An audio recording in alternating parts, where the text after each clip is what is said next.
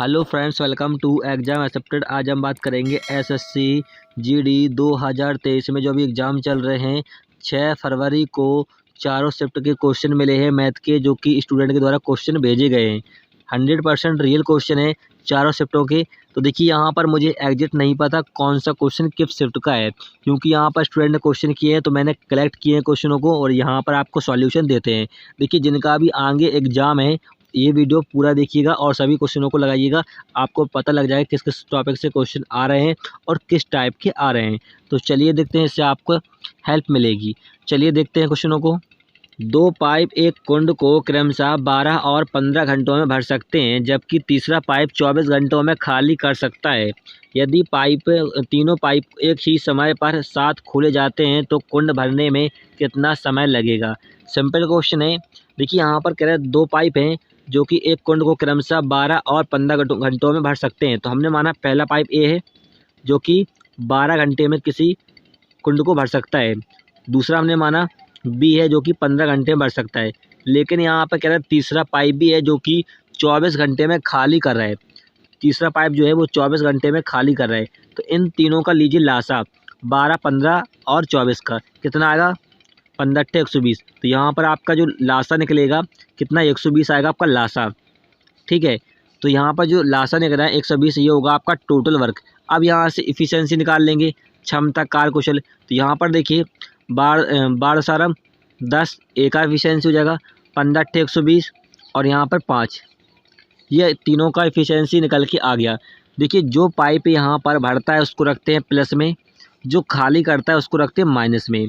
तो यहाँ पर देखिए कह रहा है तीनों पाइप एक साथ खोल दिए जाते हैं, ए प्लस बी प्लस सी, एक साथ पाइप खोल दिए जाते हैं। तो यहाँ पर देखिए ये हो जाएगा आपका प्लस 18 और 18 में से 5 जाएगा तो आपका कितना बचेगा, 13 बचेगा। तो यहाँ पर इन तीनों का इफ़िशियंसी कितना है, 13 यूनिट है। फिर यहाँ पर कह रहा है कुंड भरने में कितना समय लगेगा। तो काम कितना है, काम 120 है। ठीक है, मतलब क्षमता कह सकते हो टैंक की 120 है और इन्हें जो कि 13 इन तीनों का इफ़िशियंसी 13 से हम डिवाइड लगा देंगे। तो यहाँ पर आप डिवाइड लगाओगे, जो भी आपका आंसर होगा वो करेक्ट आंसर हो जाएगा। यहाँ पर कह रहे घंटों और निकटतम में, तो यहाँ पर आप घंटों में निकालोगे तो ये हो जाएगा 9 और यहाँ पर 3/13। ये आपका करेक्ट आंसर हो जाएगा। ठीक है, क्योंकि ये 9 जो है वो घंटों में होगा, ये आपका मिनट में होगा। ठीक है, क्योंकि यहाँ पर घंटों और निकटतम मिनट में ज्ञात करना था। ठीक है, तो चलिए आगे क्वेश्चनों को देखते हैं। अगला क्वेश्चन है, स्टॉपेज को छोड़कर एक बस की चाल 60 किलोमीटर प्रति घंटा है और स्टॉपेज रहित उस बस की चाल 48 किलोमीटर प्रति घंटा है। यह बस प्रत्येक घंटे में कितने मिनट के लिए रुकती है। तो देखिए, यहाँ पर कह रहे हैं स्टॉपेज को छोड़कर, स्टॉपेज को मतलब है बिना रुके वो 60 किलोमीटर प्रति घंटा की चाल से चलती है। फिर यहाँ पर कह रहे हैं स्टॉपेज रहित, सहित मतलब इसका मतलब है मतलब रुक रुक के चलती है, तो इसकी चाल है 48 किलोमीटर प्रति घंटा। तो इसमें देखिए क्वेश्चन में कुछ नहीं करना होता, यहाँ पर आपका 60 किलोमीटर स्पीड है और यहाँ पर 48 है।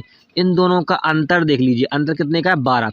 तो ये 12 मिनट के लिए रुकती है, यही आपका करेक्ट आंसर हो जाएगा। वेरी सिंपल क्वेश्चन होते हैं, सिर्फ अंतर देखना होता है। चलिए अगला क्वेश्चन देखते हैं।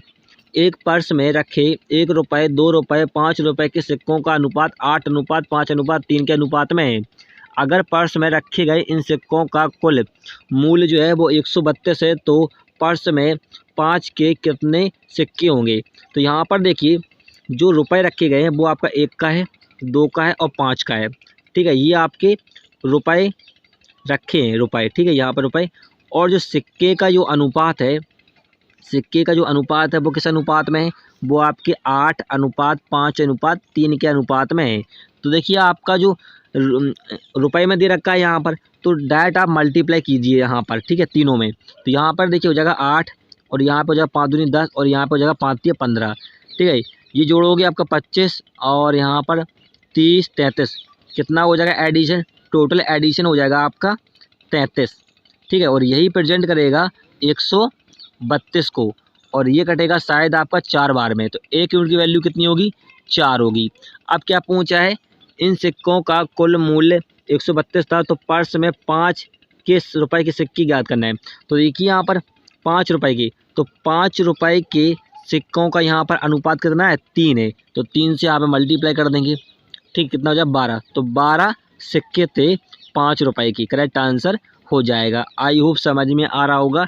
चलिए अगला क्वेश्चन देखते हैं। अगला क्वेश्चन है, 4 मित्रों ए बी सी और डी ने किसी व्यवसाय में क्रमशः 3:7, 7:9, 9 और 13 के अनुपात में निवेश किया। यदि सी के लाभ का हिस्सा कितना है? 8,910 है, तो ए और बी के लाभ का कुल हिस्सा कितना होगा? वेरी सिंपल क्वेश्चन है। तो देखिए यहाँ पर ए, बी और सी और डी, यहाँ पर जो लाभ व्यवसाय में शुरू किया है उन्होंने 3:7, 7:9, 13 के अनुपात में इन्होंने निवेश किया राशि को। फिर यहाँ पर कह रहे हैं सी का लाभ। तो यहाँ पर देखिए सी का यहाँ पर कितना, यहाँ पर अनुपात है 9, तो 9 प्रेजेंट करेगा किसको? यहाँ पर 8,910 को। तो यहाँ से देखिए काटोगे 9×81, 9×81 और 0। 1 यूनिट की वैल्यू कितनी है? 990। अब क्या पूछा है आपसे? ए और बी के लाभ का कुल हिस्सा। तो ए और बी का यहाँ पर अनुपात कितना है? 10 हो रहा है। ठीक है, ऐड कर दीजिए क्योंकि यहाँ पर कह रहा है और ए और बी के लाभ, तो 10 हो जाएगा। 10 से मल्टीप्लाई कर दीजिए, कितना हो जाएगा? 9,900, इतना, हाँ 9,900 आपका ए और बी का लाभ का अनुपात होगा या कुल राशि होगी। करेक्ट आंसर हो जाएगा। अगला क्वेश्चन देखते हैं। अगला क्वेश्चन यहाँ पर कह रहा है कि 14 मीटर लंबे और 8 मीटर चौड़े आयताकार पार्क के चारों ओर 1 मीटर चौड़ा रास्ता है, तो रास्ते का क्षेत्रफल ज्ञात कीजिए। तो कुछ नहीं करना आपको, देखिए इस प्रकार से होता है, आपका आयत बनता है। ठीक है, अब यहाँ पर कह रहे हैं 14 मीटर लंबा, ये आपका 14 मीटर लंबा है और चौड़ा कितना है? 8 मीटर। ठीक है, अब यहाँ पर कह रहे हैं बाहर से एक रास्ता गया है जो कि 1 मीटर चौड़ा है। यहाँ भी 1 मीटर, यहाँ भी 1 मीटर, यहाँ भी 1 मीटर और यहाँ भी 1 मीटर। तो यहाँ पर कुछ नहीं करना है आपको, जो 1 है वो आप इसमें जोड़ दीजिए, कितना हो जाएगा? 8 से 9 हो जाएगा, और 1 यहाँ पर जोड़ दीजिए, 14 से 15 हो जाएगा। मल्टीप्लाई कर दीजिए, क्योंकि आयत का क्षेत्रफल क्या होता है? आयत का क्षेत्रफल होता है आपका लंबाई गुणा चौड़ाई। तो यहाँ पे आप मल्टीप्लाई करोगे, यहाँ पर कितना हो जाएगा? 9×5 45 और 135 हो जाएगा, हो जाएगा। अब यहाँ पर देखिए पहले कितना था, यहाँ पर माइनस कर दीजिए, 14 × 8 था। यहाँ पर कहना ना पहले कितना था रास्ते का, तो यहाँ पर देखिए 135 माइनस करोगे, यहाँ पर चलिए गुणा कर लेते हैं, 8 को 32, 8 3 11, तो ये हो गया। घटा दोगे यहाँ पर तो आपका रास्ते का क्षेत्रफल निकल के आ जाएगा। तो कितना निकलेगा? यहाँ पर 3 और यहाँ पर आपका 2, यही तो होगा। तो ये आपका मीटर में था, तो मीटर में करेक्ट आंसर हो जाएगा क्षेत्रफल मीटर स्क्वायर। करेक्ट आंसर होगा जिस वाले ऑप्शन में दे रखा होगा। चलिए अगला क्वेश्चन देखते हैं। अगला क्वेश्चन है, एक छात्र ने 3 घंटे में 30 किलोमीटर की दूरी तय की, जिसमें से कुछ दूरी 4 किलोमीटर प्रति घंटा की चाल से पैदल तथा शेष दूरी को 12 किलोमीटर की चाल से साइकिल से तय की है। पैदल तय की गई दूरी का साइकिल से तय की दूरी का अनुपात ज्ञात कीजिए। सेम क्वेश्चन मैंने कल या परसों ही कराया था, ऐसा क्वेश्चन जो कि आपके शिफ्टों में आया हुआ था। ठीक है, क्वेश्चन देखिए आपके लगभग सेम आ रहे हैं क्वेश्चन, बस वैल्यू चेंज होके आती है। ठीक है, तो यहाँ पर कह रहा है कि कोई जिसमें से कुछ दूरी 4 किलोमीटर प्रति घंटा की चाल से पैदल चलता है, तो हमने मानी डी दूरी है जो कि 4 किलोमीटर डिस्टेंस चल रहा है स्पीड से। फिर यहाँ पर कह रहा है तथा का मतलब होता है प्लस लगा दीजिए। फिर यहाँ पर शेष दूरी, तो यहाँ पर देखिए दूरी कितनी है? 30 किलोमीटर, तो 30 में से हम शेष को हटा देंगे, दूरी मतलब डी। फिर स्पीड कितनी है उसकी? 12 किलोमीटर, तो 12 हो जाएगा। अब उसने टाइम कितना लिया है? पूरा 3 घंटे का, तो बराबर में हो जाएगा 3 घंटे। बस इसको सॉल्व करोगे तो यहाँ से आपका लास्ट आएगा 12। ठीक है, तो यहाँ पर हो जाएगा 4 × 12, 3D प्लस की यहाँ पर 30 माइनस का डी बराबर होगा 3।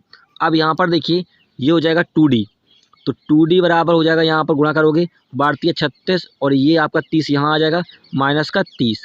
तो यहाँ पर 2D बराबर आपका होगा 6 और D बराबर होगा, दूरी कितनी होगी? 3 किलोमीटर। कितनी होगी? 3 किलोमीटर। लेकिन पूछा क्या है उसने? पूछा है उसने ये पैदल तय की दूरी, तो दूरी तो आपकी निकल के आ गई 3। फिर यहाँ पर क्या? साइकिल से तय की दूरी का अनुपात, तो साइकिल से कितनी करेगा? तो यहाँ पर देखिए जब इसने 3 किलोमीटर दूरी की है पैदल से, तो साइकिल से कितनी की गई होगी? तो यहाँ पर हम 30 से घटा देंगे 27। ठीक है, तो यहाँ पर देखिए अनुपात कितना होगा? 1:9 होगा। ठीक है, करेक्ट आंसर हो जाएगा। चलिए अगला क्वेश्चन देखते हैं।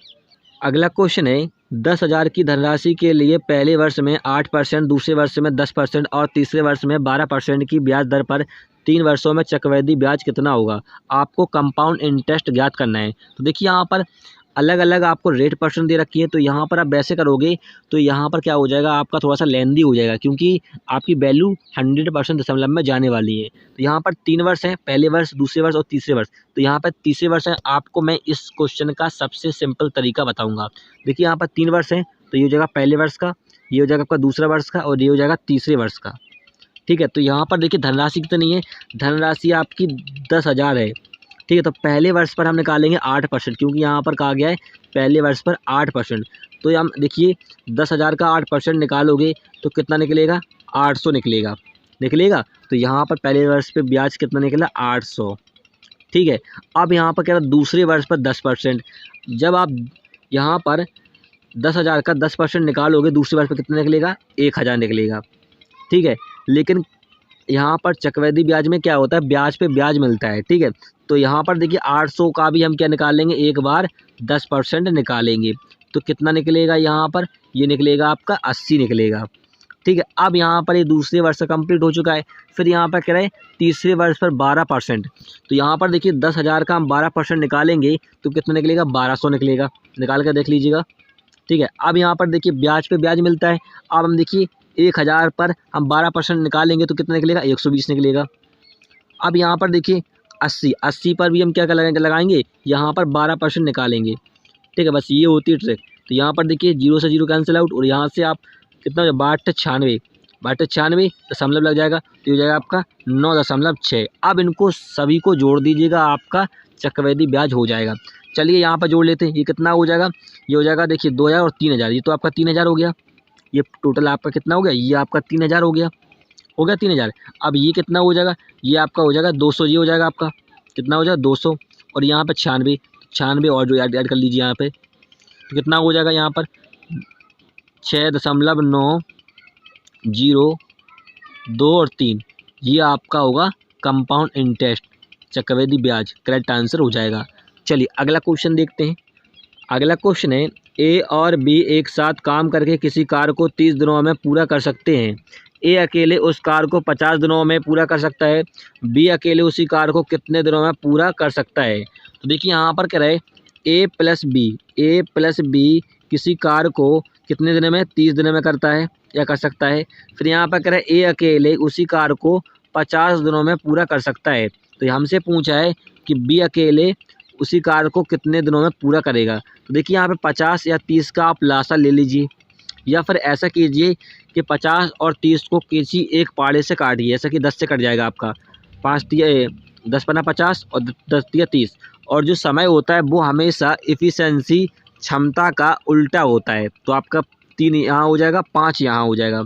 तो यहाँ पर देखिए ए प्लस बी का एफिशिएंसी 5 है, तो ए और बी का 5 होना चाहिए। तो यहाँ पे कितना रखें बी के स्थान पे कि आपका 5 हो जाए, तो यहाँ पे 2 रखना होगा। ठीक है, अब देखिए हम टोटल वर्क निकाल लेंगे।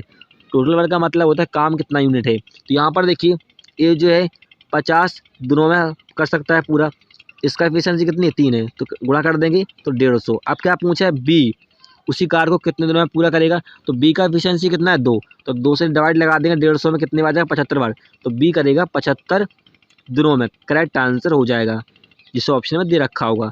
चलिए अगला क्वेश्चन देखते हैं। अगला क्वेश्चन यहाँ पर क्या है, और छोटी से छोटी संख्या ज्ञात करें जिसे 8, 9 और 10 से विभाजित करने पर प्रत्येक में शेषफल 1 प्राप्त होता है। तो कुछ नहीं करना है आपको, देखिए इसमें 8 का और 9 का और 10 का आपको लासा लेना है। ठीक है, तो यहाँ पे आपका 2 से जाएगा, चौको 8, 9 जाएगा नहीं, 2 पंचे 10। ठीक है, अब यहाँ पर देखिए कुछ नहीं करना है, आपको गुणा कर लेना है। गुणा करोगे तो नीचे को 36 और 5 दूनी 10, तो 360 आपका क्या होगा, लासा होगा।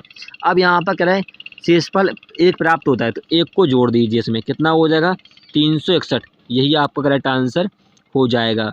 चलिए अगला क्वेश्चन देखते हैं। अगला क्वेश्चन है, 3 वर्ष पहले एक फ्लैट का मूल्य कितना है, ये है आपका 65 लाख था। इसका मूल्य पहले, दूसरे वर्ष और तीसरे वर्ष की समाप्ति पर क्रमशः 5%, 4% और 3% की दर पर हासिल होता है। हासिल का मतलब होता है हानि होती है। फ्लैट का वर्तमान मूल्य क्या होगा, ये भी सिंपल है। देखिए यहाँ पर कह रहा है 65 या कह सकते हो 65 कह दो सीधा, ठीक है। तो यहाँ पर देखिए ये आपका 65 लाख हो गया। अब यहाँ पर कह रहे हैं पहले वर्ष उससे कितनी की 5% की, तो ये हो जाएगा आपका 95/100। दूसरे वर्ष उसे होती है 4% की, तो ये हो जाएगा आपका 96/100। तीसरे वर्ष उसे होती है 3%, तो ये हो जाएगा आपका 97/100। अब यहाँ पर देखिए इसको सॉल्व करोगे तो यहाँ पर देखिए 2 जीरो से 2 जीरो कैंसिल आउट, और 2 जीरो से 2 जीरो कैंसिल आउट, और 1 जीरो से 1 जीरो कैंसिल आउट, और यहाँ पे आप काटोगे तो 13 पंचा 65, और 5 से काटा हमने 5 दूनी 10, और यहाँ पे काटोगे ये कटेगा आपका 48 बार में। तो यहाँ पे से गुणा करना है आपको 13 का और 95 का, और यहाँ पे 48 का, और यहाँ पर 97 का। जो भी आपका आंसर होगा देखिए ये तो आपका 8/40 हो जाएगा। यहाँ से आपको 0 मिलने वाला है। ऑप्शन में आप ऑप्शन से भी कर सकते हो आप, ठीक है। तो देख लीजिएगा मल्टीप्लाई करके जो भी आपका आंसर होगा करेक्ट आंसर हो जाएगा। अगला क्वेश्चन देखते हैं। अगला क्वेश्चन यहाँ पर क्या रहे, एक विक्रेता अपने ग्राहक को 15% की छूट देता है और फिर भी 10% का लाभ प्राप्त करता है। यदि किसी वस्तु का क्रय मूल्य 850 है तो उसका अंकित मूल्य MRP आपको ज्ञात करना है, ठीक है। तो देखिए यहाँ पर हमें CP दे रखा है, वस्तु का क्रय मूल्य कितना है 850, तो CP आपका है 850 क्रय मूल्य है, ठीक, कॉस्ट प्राइस। अब यहाँ पर देखिए छूट तो जो दी जाती है वो हमेशा किस पे दी जाती है, MRP अंकित मूल्य पे दी जाती है, और जो लाभ और हानि होता है वो हमेशा क्रय मूल्य पे होता है, ठीक है। तो यहाँ पर देखिए लाभ कितने का हो रहा है 10% का, तो ये हो जाएगा आपका 110/100। ऊपर होगा आपका सेलिंग प्राइस और नीचे होगा आपका CP। तो यहाँ से देखिए इसको हल्का करोगे तो 1 जीरो से 1 जीरो कैंसिल आउट कर दीजिए, तो यहाँ पे हो जाएगा 11/10। अब देखिए 10 हमारा क्या है CP है, और हमारा यहाँ पर क्वेश्चन में दे रखा है 850, तो देखिए यहाँ पर 10 प्रेजेंट करेगा 850 को, तो यहाँ से देखिए 1 जीरो से 1 जीरो कैंसिल आउट, और यहाँ पर 11 से गुणा कर दोगे तो आपका क्या सेलिंग प्राइस प्राप्त हो जाएगा 11×5 = 5, 88, और यहाँ पर 93, ठीक है, ये हो जाएगा आपका। अब यहाँ पर देखिए सेलिंग प्राइस आपको दे रखा है 935। अब यहाँ पर कह रहा है कि 35% की छूट देता है, तो क्या ज्ञात करना है आपको अंकित मूल्य, तो ये हो जाएगा आपका 35 नहीं 15% है, तो ये हो जाएगा आपका 100/85। अब ये कितने से कटेगा, तो यहाँ से देखिए काटोगे ये 20 और यहाँ पर 17, ठीक है। आप काटो यहाँ से तो 17 चौको 68, 68 जानना कट जाएगा, 17 चौको 68, 17×5 = 85, 17×5 गुणा कर दोगे तो यहाँ पर आपको MRP मिल जाएगा। कितना मिलेगा यहाँ पर 0, 5 दूनी 10, 11, 1100 आपका होगा MRP, करेक्ट आंसर हो जाएगा। आई होप समझ में आया होगा। चलिए अगला क्वेश्चन देखते हैं।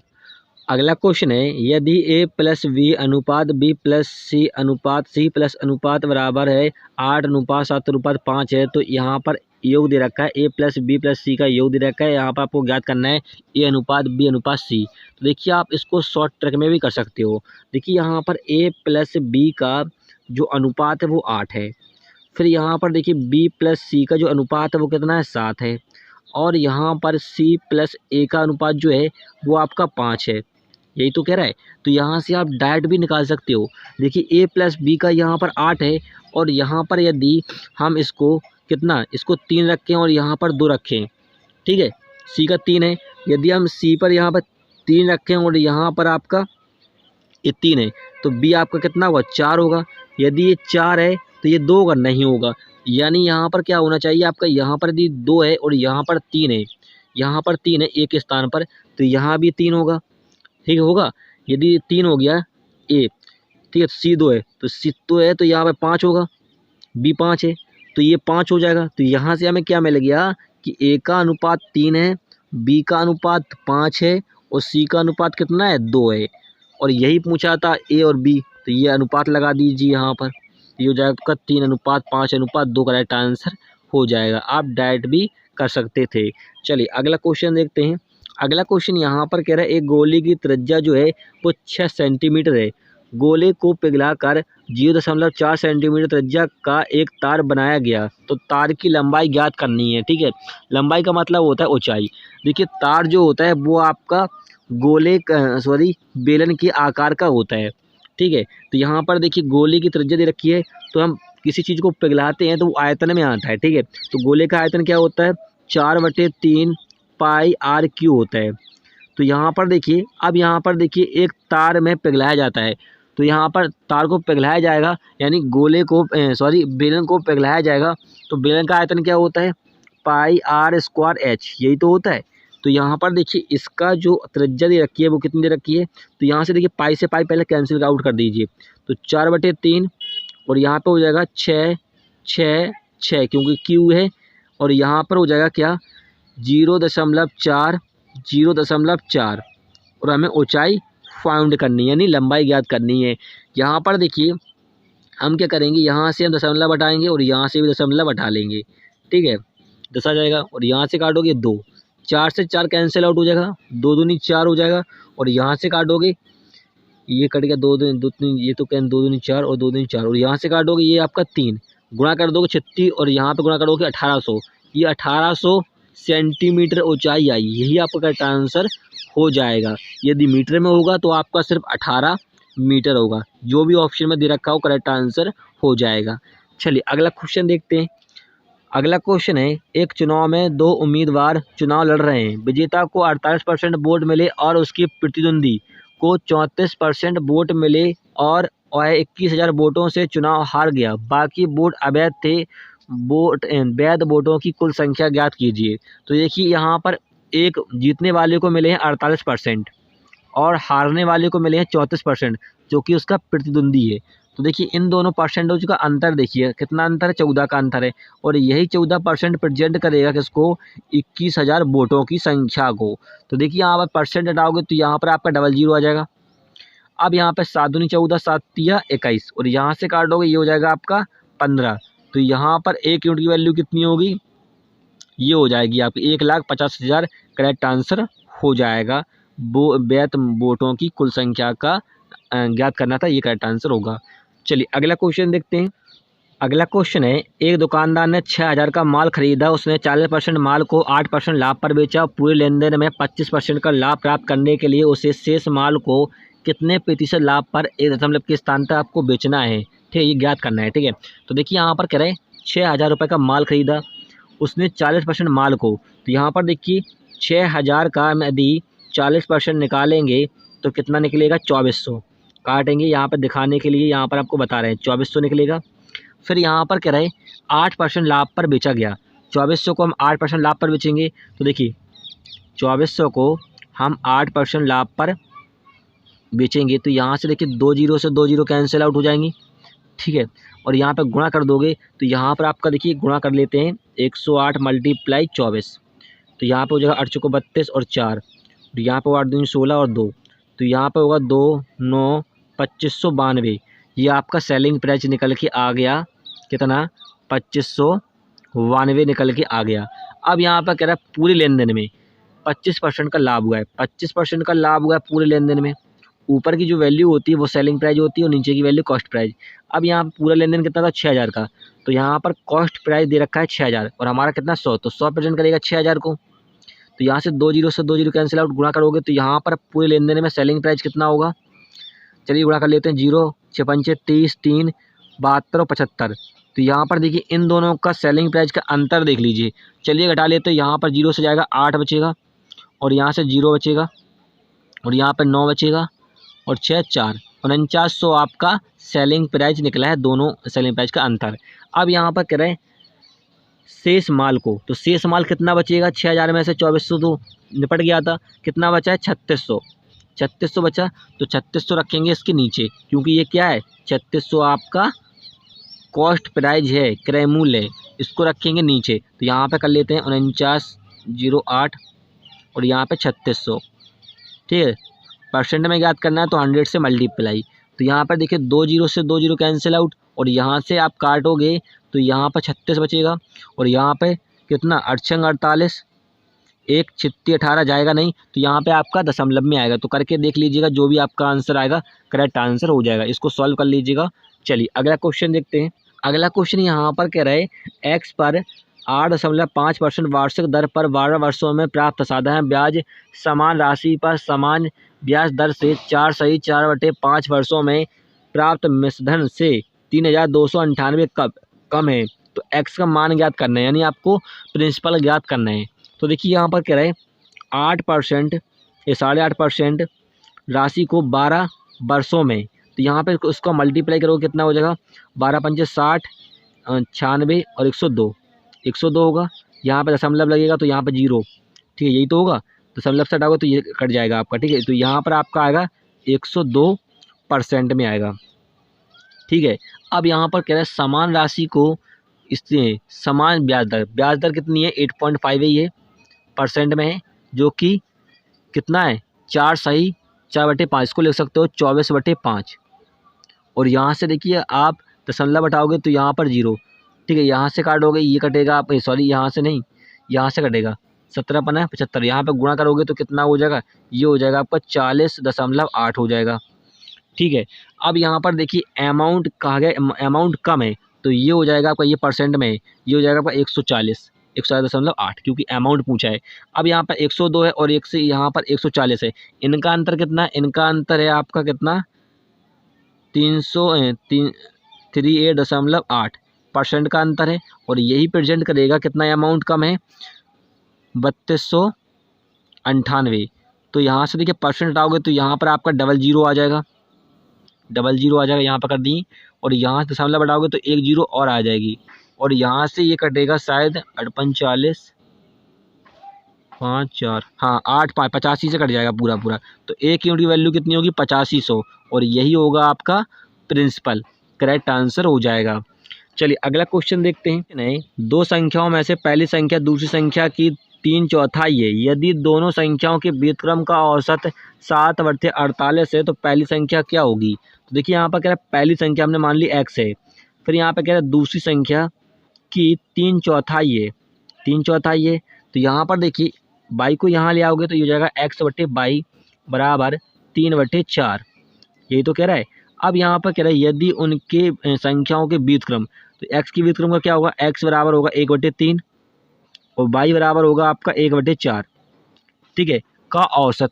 तो यहाँ पर देखिए 1/3, इसको x मान लीजिए, तो यहाँ पे हो जाएगा इसको x मान लिया हमने, x कर लीजिए यहाँ पर, ठीक है, और प्लस यहाँ पर कर लीजिए x/4। दो संख्या है, इनका जो औसत दे रखा है वो दे रखा है आपको 7/48। तो यहाँ पे आप दो संख्या है 2 से मल्टीप्लाई, क्योंकि औसत में है। तो देखिए यहाँ पे हो जाएगा आपका कितना, 7 LCM कितना 4 दिया 12 लास आएगा। और यहाँ पे हो जाएगा 4x + के 3x बराबर हो जाएगा कितना, यहाँ से काटोगे ये 24 हो जाएगा और ये हो जाएगा 7/24। और यहाँ से देखिए 2 बार में कटेगा और 7 से ये कट जाएगा 7, तो ये x बराबर होगा आपका 1/2। अब क्या पूछा है यहाँ पर पूछा है कि पहली संख्या क्या होगी, यहाँ पर ये 1/2 हो गया, 7 7 कट गया 1/2। अब क्या पूछा है यहाँ पर पहली संख्या, तो पहली संख्या यहाँ पर क्या है 1/3 या 3, सीधा मल्टीप्लाई कर दीजिए 6 में, तो x बराबर कितनी हो जाएगी, 6 करेक्ट आंसर हो जाएगी। चलिए अगला क्वेश्चन देखते हैं। अगला क्वेश्चन है, विनीता 12,000 की धनराशि 9% के साधारण ब्याज वार्षिक दर से एक निश्चित अवधि के लिए निवेशित करती है, जिस पर उसे 18,480 का मिश्रधन प्राप्त होता है। अप्रयुक्त राशि कितने वर्षों के लिए निवेशित की गई है। तो यहाँ पर कुछ नहीं करना, या तो इनका अंतर देख लीजिए, अंतर देख लोगे तो आपको मिल जाएगा ब्याज, मिल जाएगा क्या, मिल जाएगा ब्याज। तो यहाँ पर अंतर देख लीजिए, तो यहाँ पर हो जाएगा आपका 480, ठीक है, और यहाँ पर कितना 6,480 होगा ना। चलिए घटा के देख लेते हैं समझाने के लिए। तो यहाँ पे आप घटाओगे तो कितना होगा, तो 0 8 4 और 680 हो रहा है। ये आपका क्या ब्याज है, सिंपल इंटरेस्ट। और यहाँ पे प्रिंसिपल कितना है, प्रिंसिपल आपका 12,000 है। तो यहाँ से आपका 9% क्या है, डायरेक्ट टाइम यहाँ से निकाल सकते हो आसानी से। तो देखिए 2 0 से 2 0 कैंसिल आउट हो जाएंगे और यहाँ से 0 से 0 कैंसिल आउट हो जाएगा। और यहाँ से आप काटोगे 9 से 8 से काटो, 8 से काटोगे नहीं 4 से काटो, 4 से 9 से कट जाएगा, 9 से, हाँ 9 से काटो तो 9 7 63, 9 7 63, 9 दूनी 18। अब बर्छम यहाँ पे हो जाएगा 72, तो टाइम कितना हो जाएगा, 6 वर्ष करेक्ट आंसर हो जाएगा। चलिए अगला क्वेश्चन देखते हैं। अगला क्वेश्चन है, एक धावक 14 मीटर त्रिज्या वाले एक वृत्ताकार मैदान के 8 चक्कर लगाने पर 2 मिनट 56 सेकंड का समय लेता है, उसकी चाल क्या होगी, स्पीड ज्ञात करनी है। तो देखिए आप जब किसी वृत्ताकार का आप चक्कर लगाते हो तो क्या हो जाती है, परिधि। तो परिधि क्या होती है वृत्त की, 2πr होती है, ठीक है। तो यहाँ पर देखिए त्रिज्या कितनी है, 14 मीटर। तो यहाँ पर देखिए 22/7 × 2 और यहाँ पर त्रिज्या कितनी है, 14 है। तो यहाँ से काटोगे 7 दूनी 14, ठीक है। और चक्कर कितना लगा रहा है 8, तो 8 से और मल्टीप्लाई कर दीजिए यहाँ पर, तो यहाँ पे कितना हो जाएगा 4 और 8, तो यहाँ पे 8 और 8 मल्टीप्लाई 8 कितना हो जाएगा 8 64 और 70। तो यहाँ पर ये आ गया आपका मीटर कि उसने कितना दूरी तय की है, मीटर में ही आपका, ठीक है, 704 मीटर दूरी तय की है। अब यहाँ से फार्मूला क्या होता है, डी बराबर एस टी फार्मूला होता है, ठीक है। डी यहाँ पर डिस्टेंस, एस यहाँ पर स्पीड और टी यहाँ पर टाइम। डिस्टेंस कितनी है 407 है। अब यहाँ पर देखिए टाइम जो है ये आपका जो दूरी है जो मीटर में है, तो टाइम यहाँ पर आप सेकंड में चेंज कर लीजिए, तो 2 मिनट को क्या ले सकते हो 120 सेकंड, और यहाँ पे 56 जोड़ दो कितना हो जाए 176, और 176 से डिवाइड कर दोगे तो यहाँ से आपका स्पीड निकल के आ जाएगा। ये कितने टाइम्स कटेगा, ये 4 टाइम कटेगा, तो यहाँ पर स्पीड बराबर क्या हो जाएगी 4 मीटर प्रति सेकंड। करेक्ट आंसर हो जाएगा। चलिए अगला क्वेश्चन देखते हैं। अगला क्वेश्चन है एक्स एक कार को 1/4 भाग 3 दिनों में पूरा कर सकता है और वाई उसी कार को 1/6 भाग 4 दिनों में पूरा कर सकता है। एक्स और वाई मिलकर 6 दिनों तक कार करते हैं और जेड अकेला शेष कार को 8 दिनों में पूरा करता है। यदि वाई और जेड एक साथ कार करते हैं तो वे उसी कार को कितने दिनों में या कितने समय में पूरा कर लेंगे। तो देखिए यहाँ पर करें एक्स जो है कितना 1/4 भाग कितने 3 दिनों में, तो यहाँ पे गुणा कर दोगे तो एक्स जो को करेगा 12 दिनों में, 4 तिया 12। फिर यहाँ पर कह रहा है वाई जो है 1/6 भाग कितने दिनों में 4 दिनों में, यहाँ मल्टीप्लाई कर दोगे चौको 24, तो वाई करेगा आपका 24 दिनों में, तो इनका आप लासा लोगे तो 24 आएगा आपका, ठीक है। तो ये आपका टोटल वर्क निकल के आ गया। यहाँ से इफिशियंसी निकाल लीजिए, क्षमता निकाल लीजिए, तो यहाँ पे निकालोगे 12 दूनी 24 और 12 एकम 12, इन दोनों का इफिशियंसी निकल के आ गया एक्स और वाई का। फिर यहाँ पर कह रहा है क्वेश्चन में एक्स और वाई मिलकर 6 दिनों तक कार करते हैं, तो इन दोनों का इफिशियंसी कितना है 2 और 1 3 है, 6 से मल्टीप्लाई कर देंगे क्योंकि यहाँ पर 6 दिनों तक काम कर रहे हैं, तो 6 दिनों में काम कितना होगा 36 18 काम हो गया है। काम कितना करना था 24, तो बचा कितना है 24 में से हम 18 घटा देंगे, तो 6 काम अभी बचा हुआ है, 6 यूनिट काम बचा हुआ है। फिर यहाँ पर अगर और जेड शेष कार को 8 दिनों में पूरा करता है, तो काम कितना है काम बचा था शेष 6 बचा था काम, 8 दिनों में काम कर रहा है, तो हम यहाँ से 8 से भाग दे देंगे, तो ये हो जाएगा 3/4। तो 3/4 जो है वो जेड की इफ़िशियंसी निकली है, जेड की यहाँ पर इफ़िशियंसी कितनी है 3/4। अब यहाँ पर कह रहा है कि वाई और जेड एक साथ कार करते हैं, तो वाई और जेड का यहाँ पर इफ़िशियंसी कितना है 1 + 3, तो ऐड कर लेंगे, यहाँ पर हो जाएगा आपका 7/4, कितना हो जाएगा 7/4।